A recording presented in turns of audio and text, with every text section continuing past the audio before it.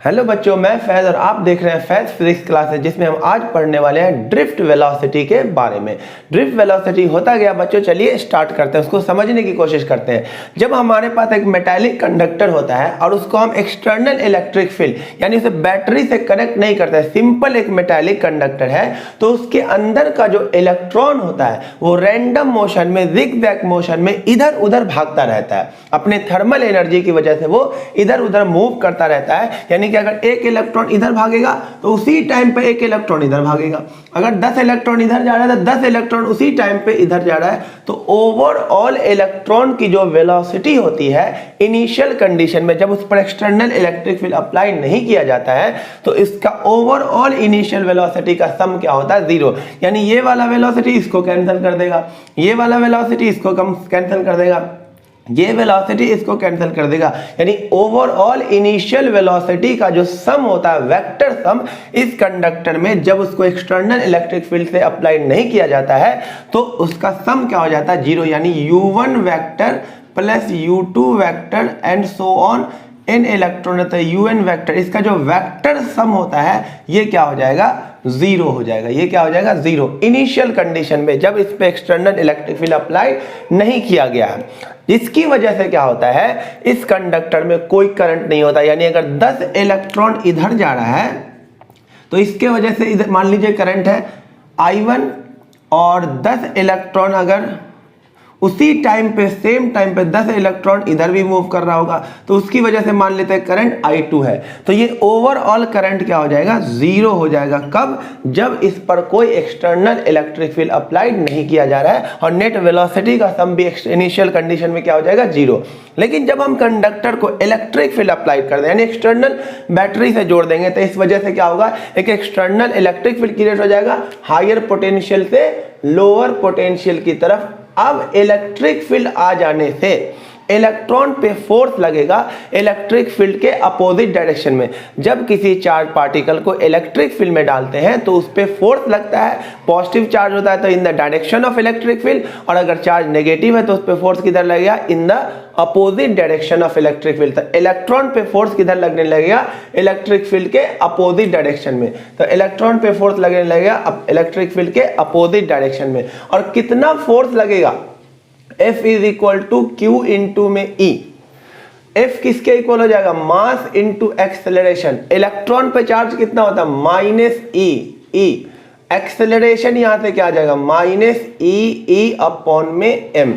अब ये एक्सेलरेशन क्या है? Constant. E constant, electric field भी सबके लिए सेम होगा, मास ऑफ इलेक्ट्रॉन कांस्टेंट। तो ये कांस्टेंट एक्सेलरेशन से सारा इलेक्ट्रॉन अब बैटरी के पॉजिटिव टर्मिनल की तरफ, यानी एक्सटर्नल इलेक्ट्रिक फील्ड के अपोजिट डायरेक्शन में मूव करने लगेगा। यानी मान लीजिए ये v1 वेलोसिटी से भाग रहा है, ये v2 वेलोसिटी से, ये v3 वेलोसिटी से, ये v4 वेलोसिटी से। इस तरह से सारे इलेक्ट्रॉन कुछ वेलोसिटी से, सब देखो कोलिजन तो होगा, यहां भी इलेक्ट्रॉन का कोलिजन होगा कंडक्टर के एटम के साथ, लेकिन सारे इलेक्ट्रॉन एक ही तरफ ड्रिफ्ट करेंगे इलेक्ट्रिक फील्ड के अपोजिट डायरेक्शन से, जिस वजह से ओवरऑल वेलोसिटी होगा। वहां अगर 10 उधर जा रहा है तो 10 इधर आ रहा है, तो नेट वेलोसिटी का 0, नेट करंट 0। लेकिन इसमें सारे के सारे इलेक्ट्रॉन टकराएंगे तो इसके एटम से टकराएंगे तो कंडक्टर, लेकिन ओवरऑल वो आगे ही बढ़ेंगे, और आगे बढ़ेंगे तो नेट वेलोसिटी होगा, नेट करंट होगा। और इन सारे वेलोसिटी का जो एवरेज वेलोसिटी होगा, उसी एवरेज वेलोसिटी को हम क्या बोलते हैं? Drift velocity. Average velocity with which electron drift towards positive terminal of battery, या electron drift in the opposite direction of external electric field, इसी को हम क्या बोलते हैं? Drift velocity. अब हम इसका एक्सप्रेशन करने जा रहे हैं ड्रिफ्ट वेलोसिटी का। तो ड्रिफ्ट वेलोसिटी होता क्या है? Average velocity. एवरेज वेलोसिटी, जिस वेलोसिटी से इलेक्ट्रॉन इस तरफ ड्रिफ्ट हो रहा है उसी का एवरेज वेलोसिटी क्या कहलाता है? Drift velocity. तो ड्रिफ्ट वेलोसिटी क्या हो गया? एवरेज कैसे निकालेंगे?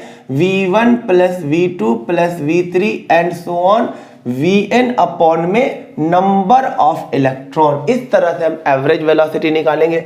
अब हम क्या करते हैं? इसकी वैल्यू लिख देते हैं। इक्वेशन ऑफ मोशन से v इज इक्वल टू क्या होता है? u plus at। तो यहां पर हम क्या लिख सकते हैं? फर्स्ट यानी वेलोसिटी ऑफ फर्स्ट इलेक्ट्रॉन, ये क्या हो जाएगा? u1 plus at1 plus acceleration सबके लिए कांस्टेंट होगा, v2 क्या हो जाएगा u2 plus at2 and so on, ये क्या हो जाएगा vn un plus atn upon में n। अब हम क्या करेंगे, u वाले को एक तरफ लिख देते हैं, u1 plus u2 plus u3 and so on un, इसको एक साथ लिख दिया। अब बाकी जो बचा हुआ at1 at2, इसमें से t क्या हो जाएगा कॉमन हो जाएगा, a क्या हो जाएगा कॉमन, a कॉमन ले लेंगे तो क्या आ जाएगा t1 plus t2 and so on tn, और अपॉन में n है, ये इसके अपॉन में क्या हो जाएगा n। इसके बाद क्या होगा देखिए, अब हम इसको n को दोनों के साथ सेपरेट कर देते हैं, तो ड्रिफ्ट वेलोसिटी कितना आ जाएगा u1 plus u2 and so on plus un upon में n। अब प्लस में इसके साथ भी अलग कर देते हैं, a इंटू में t1 plus t2 and so on plus tn upon में n इसके साथ। ये वाला टर्म तो क्या हो जाएगा जीरो, क्योंकि इनिशियल वेलोसिटी का वेक्टर सम कंडक्टर में क्या होता है जीरो। उसका रीजन बता दिया कि इनिशियली इलेक्ट्रॉन क्या होता है रैंडम मोशन में होता है, ओवरऑल वेलोसिटी एक दूसरे को क्या कर देता है कैंसल आउट कर देता है, तो ये हो गया जीरो। तो ड्रिफ्ट वेलोसिटी किसके इक्वल आ गई, ये तो जीरो हो गया। एक्सेलरेशन ये रहा, और ये सब टाइम है जब इलेक्ट्रॉन टकराता है एटम से कंडक्टर के, तो उसके बीच दो सक्सेसिव कोलिजन के बीच में जो टाइम इंटरवल है वही सब ये टाइम दे रखा है। दो लगातार कोलिजन के बीच का जो टाइम इंटरवल होता है जब इलेक्ट्रॉन कंडक्टर में ड्रिफ्ट करते हैं इलेक्ट्रिक फील्ड के अपोजिट डायरेक्शन में, तो वो उस दरमियान क्या होते हैं कंडक्टर के एटम से टकराते हैं, तो उस टक्कर में जो उस कोलिजन के बीच में जो टाइम इंटरवल का गैप होता है उसी ये सब टाइम लिखा हुआ है, और ये सारे टाइम का एवरेज है, तो इसे हम बोलते हैं एवरेज रिलैक्सेशन टाइम, यानी कि दो कोलिजन के बीच में जो टाइम इंटरवल होता है उसे हम बोलते हैं रिलैक्सेशन टाइम, और उसी सब टाइम का ये एवरेज टाइम है, तो इसे हम क्या बोलेंगे एवरेज रिलैक्सेशन टाइम। ये टाउ यहाँ पर क्या है एवरेज रिलैक्सेशन टाइम, इसे हम टाउ से दिखाएंगे। टाउ है क्या एवरेज रिलैक्सेशन टाइम। तो यहाँ पर ड्रिफ्ट वेलोसिटी क्या आ गया, एक्सेलरेशन की वैल्यू वहां से डाल दीजिए माइनस ई टाउ अपॉन में m। अब यहाँ पे माइनस क्या इंडिकेट कर रहा है कि इलेक्ट्रिक फील्ड और ड्रिफ्ट वेलोसिटी दोनों क्या होगा अपोजिट डायरेक्शन में। अभी आपने डायग्राम में देखा ये कंडक्टर था और इलेक्ट्रॉन इधर भाग रहा था, ड्रिफ्ट वेलोसिटी एवरेज वेलोसिटी, और इलेक्ट्रिक फील्ड क्या था हमने ऐसे बैटरी जोड़ा था, तो इलेक्ट्रिक फील्ड का डायरेक्शन किधर हो जाएगा पॉजिटिव टू नेगेटिव पोटेंशियल। तो इलेक्ट्रिक फील्ड और ड्रिफ्ट वेलोसिटी दोनों अपोजिट डायरेक्शन में होगा। तो ड्रिफ्ट वेलोसिटी का एक्सप्रेशन आ गया माइनस ई टाउ अपॉन में m, और इसको हम सिंपल स्केलर फॉर्म में लिखे तो ड्रिफ्ट वेलोसिटी कितना आ जाएगा ई मैग्नीट्यूड के फॉर्म में ई टाउ अपॉन में m। ये आ गया ड्रिफ्ट वेलोसिटी, जहां पे e क्या है charge on electron, capital E क्या एक्सटर्नल इलेक्ट्रिक फील्ड, टाउ क्या है एवरेज रिलैक्सेशन टाइम, और m क्या है मास ऑफ इलेक्ट्रॉन। यहाँ इस ड्रिफ्ट वेलोसिटी के एक्सप्रेशन में E क्या है charge on electron, capital E क्या है एक्सटर्नल इलेक्ट्रिक फील्ड, और ये टाउ क्या है एवरेज रिलैक्सेशन टाइम। टाउ क्या है average relaxation time, average relaxation time. ये रिलैक्सेशन टाइम क्या होता है जब इलेक्ट्रॉन ड्रिफ्ट करता है इलेक्ट्रिक फील्ड के अपोजिट डायरेक्शन में, तो कंडक्टर के एटम से टकराता है, तो उसके बीच का दो लगातार कोलिजन के बीच का जो टाइम का गैप होता है उसे हम क्या बोलते हैं रिलैक्सेशन टाइम। दैट इज लिख सकते हैं that is time interval between